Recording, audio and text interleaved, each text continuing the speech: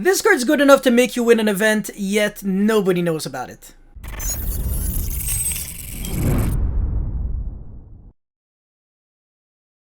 What's going on, guys? This is Mias, and today we will be trying to analyze the card Summoning Curse, whether the card is good or not, if you should have 3 copies of it, which kind of decks can play the card, and which kind of decks can lose to the card big time. So before we start, friendly reminder to like and subscribe, and let's jump right into it. So first of all, it's a continuous spell card, and it reads, if a monsters is special summoned, so this counts like Pendulum Summon if you summon 5 monsters in one shot, the current controller of that monster or monsters banishes 1 card from their hand for the summon, not just for each monster. Once per turn during your end phase, pay 500 life points or destroy this card. So Summoning Curse is an alternative to the other floodgates that prevent or punishes the players from attempting to special summon, such as Summon Limit, Lose 1 Turn, Rivalry, Goes and Match, There Can Only Be 1, etc. This time, however, the Floodgate isn't a trap but a continuous spell, and it does have a maintenance cost, and it also affects you, but at the same time, this could actually almost help you in a way. For example, if you're playing Thunder Dragons, you get to choose which card you banish when you perform a special summon.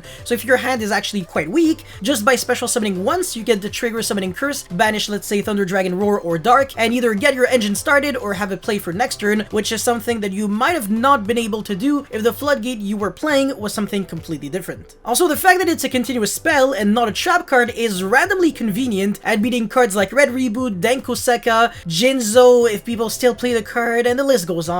But being a spell is way more important than you think. It's not just a card that, yeah, sure, can be used on your turn, big deal. Okay, you still get to pay 500 life points if you want to keep the card. No, it's so good because you can actually punish people who try to special summon on your own turn. For example, if you're playing against Tri-Brigade, the deck performs a lot of special summons on your own turn, such as Tri-Brigade Revolt, which is supposed to be 2 summons, and also Tri-Brigade Rugal, the Silver Sheller or something like that, which special summons another monster. So if you use Summoning Curse, you're going to be able to rip up to 3 cards from your opponent's hand, which is absolutely gigantic because you could either hit your opponent's follow-up or hand traps to prevent your potential other plays. This card is also really good against special summon monsters that have effect on the special summon, obviously, such as the Drydron monsters, Virtual World Lulu, etc. because Summoning Curse is a mandatory effect, meaning that it's always going to be in Chain Link 1, and the monster that is triggering its effect in Chain Link 2 or higher will resolve first, meaning that if your opponent doesn't have anything else that he's willing to banish, he might just have to say bye to whichever card that he searched. I want to say my favorite thing about Summoning Curse is the fact that it's not once per turn. So unlike Summon Limit, There Can Only Be 1, Rivalry, etc., if you draw multiple of the cards Summoning Curse, it doesn't just do nothing. It's usable. You can use a multiple Summoning Curse, and if your opponent special summons 1 monster, you can make your opponent banish 2 or 3 cards in one shot with only 1 Summoning Curse. So you guessed it, if you have 2 Summoning Curse and your opponent special summons 2 or 3 times in one turn, gonna lose out his entire hand.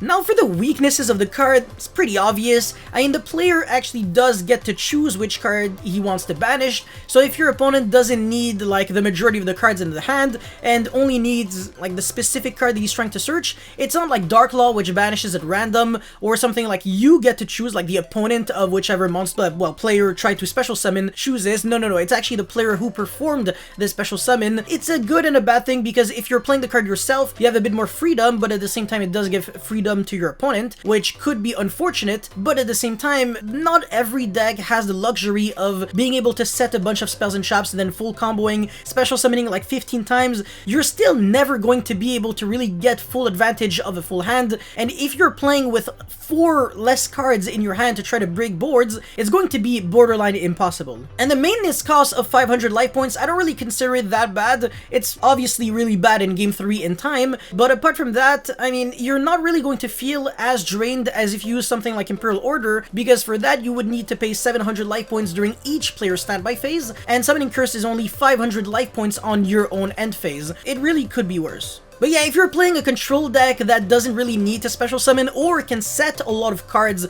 before trying to special summon, Summoning Curse is especially good in control decks or decks that can special summon after setting a bunch of spells and traps, meaning that it won't really trigger to banish a card from your hand. For example, if you're playing Guru, Eldritch, Altergeist, Sky Striker, there are obviously a lot of other decks that could play Summoning Curse really well, like Cyber Dragon Traps. But yeah, I mean, you just activate the card after you special summon on on your own turn, or if you really want to banish cards from your hand, like if you're playing Thunder Dragon, well, you could use it and then literally get your engine started, as I said. So there are a lot of possibilities with a card like Summoning Curse. And it performs ridiculously well against the majority of the special summon heavy decks in the format, such as Drytron, Tri-Brigade, Salamangreat, Virtual World, Dragon Link. Obviously, again, there are so many other decks that lose to Virtual World, it's not even funny.